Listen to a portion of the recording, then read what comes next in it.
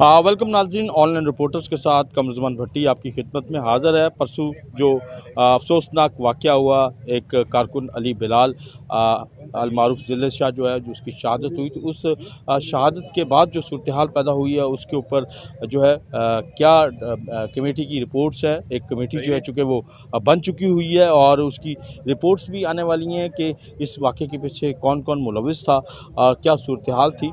लेकिन ये सारी सूरत हाल और आज फवाद चौधरी साहब का भी एक मैसेज चला है कि वो इस वक्त जो है मोहसिन नकवी को जो है वो माफ़ कर चुके हैं। सारी चीज़ें वो इस वक्त करना चाह रहे हैं, लेकिन हुकूमत जो है वो मुसलसल जो है वो इंतकामी कार्रवाई के ऊपर उतरी हुई है।